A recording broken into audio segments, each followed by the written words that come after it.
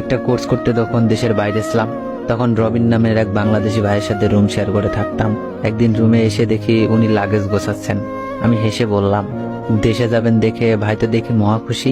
রবিন ভাই লাগেজের চেনটা লাগিয়ে হাসি মুখে বলল, ভাই 8 বছর পর দেশে যাচ্ছি, মনে তো আনন্দ হবেই। ছোট বোনটাকে এতটুকু দেখে এসেছিলাম, আর এখন তারই বিয়ে হয়ে যাচ্ছে। বোনটা যখন আমাকে দেখবে, খুশিতে যে কি করবে এটা ভেবেই আমার চোখে পানি এসে যাচ্ছে। রবিন ভাই হাসি মুখে কথাগুলো বলছিল, অথচ আনন্দে ওনার চোখ জল জল করছিল। এমন সময় রবিন ভাইয়ের বাবা ফোনে ওনার কাছে জানতে চাইল, কি রে, শুনলাম তুই নাকি দেশে আসবি। রবিন ভাই হাসি মুখে ওনার বাবাকে জানালো, হ্যাঁ বাবা, আসবো। ছোট বোনের বিয়ে, বড় ভাই কি না এসে পারে? অপর প্রান্ত থেকে ওনার বাবা বললেন, তো শুধু শুধু এত টাকা খরচ করে আসতে হবে না, বিয়ে ঘরোয়া পরিবেশেই হবে। তাছাড়া নতুন জমি কিনেছি, টাকা পয়সার একটা বিষয় আছে না, তাই আসার দরকার নেই। বাবার সাথে কথা বলে শেষে রবিন ভাই জন্য ছোট বোনকে জিজ্ঞেস করলো, কি রে, তুইও কি চাস আমি তোর বিয়েতে না আসি?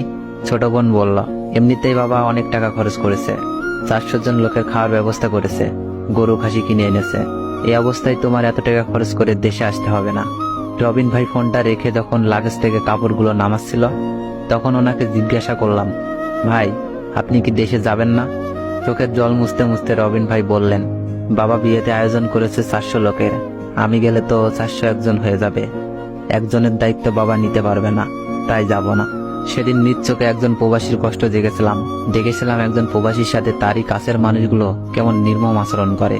প্রতিদিন কাজ শেষ করে রবিন ভাই তার ছোট ভাইকে ফোন করে বলতো বাড়ির আশেপাশটা একটু ভিডিও করে পাঠাতে, কিন্তু ছোট ভাই বিরক্ত হয়ে ফোন রেখে দিত।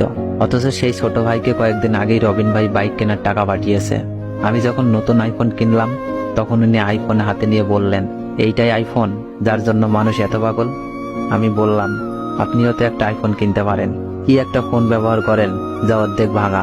উনি হেসে বললেন, কিনবো একটা আইফোন ছোট বোনের জামাইয়ের জন্য। আমি ওনার দিকে তাকিয়ে মনে মনে ভাবতে লাগলাম, সব প্রবাসীরাই কি এমন হয় যে নিজের জন্য একটুও ভাবে না? প্রতিদিন রাতে রবিন ভাই খুব কাশতেন। একদিন ওনাকে বললাম, ভাই এবার তো ডাক্তার দেখান, আপনার শরীরের অবস্থা খুব একটা ভালো না। উনি কাশতে কাশতেই বললেন, এখানে ডাক্তার দেখাতে যত টাকা খরচ হবে তা দিয়ে বাবা নতুন একটা জমি কিনতে পারবে। আমি রেগে বললাম, ভাই তাই বলে নিজের জন্য কিছুই করবেন না? উনি হেসে বললেন, কয়েকদিন পর ডাক্তার দেখাবো।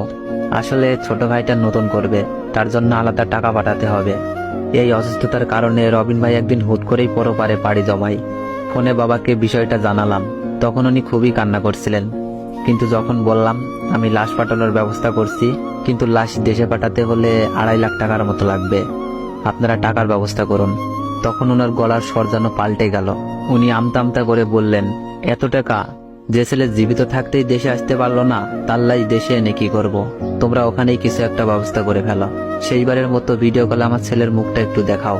আমার তখন ইচ্ছা করছিল ওনার মুখে থুতু মারি, যে কিনা নিজের সন্তানকে টাকা বানানোর মেশিন ছাড়ার কিছুই ভাবতো না। ছোট ভাইকে ফোনে যখন বললাম, তোমার ভাই তো তোমার জন্য কত কিছু করেছে, তুমি না হয় একটু লাশটা নিয়ে যাওয়ার ব্যবস্থা করো। ছোট ভাই তখন উত্তর দিল, ভাই নাকি তার জন্য কোনো কিছুই করেনি। এরকম উত্তর ছোট বোনও দিল। অথচ এই ভাই বোনের সকল সকাল্লাদ বড় ভাই বিদেশে কামলা খেটে পূরণ করেছে, তাই নাকি তার জন্য কোনো কিছুই করেনি। চোখের সামনে একটা লাশ পড়ে আছে, অথচ আমার মনে হচ্ছে এটা কোনো মানুষের লাশ নয়, এটা একটা টাকা কামানোর মেশিন, যেটা এখন অচল হয়ে গেছে। অনেক প্রবাসী আছেন যারা বছরের পর বছর দেশের বাইরে কাটানোর পরেও তাদের পরিবার চায় না মানুষটা দেশে ফিরে আসুক। একসময় যে মানুষটা অমানবিক পরিশ্রম করতে করতে মারা গেলেও মৃতদেহটা পরিবারের দেশে আনতেও চায় না, টাকা খরচ হবে বলে। অথচ মানুষটা পরিবারের জন্য আমৃত্যু কষ্ট করে গেছে। টাকার কাছে মানুষ সত্যি অসহায়, টাকার কাছে মানুষ মনুষ্যত্ব হারায়, মানবিকতা হারায়, হারায় বিবেকবোধ।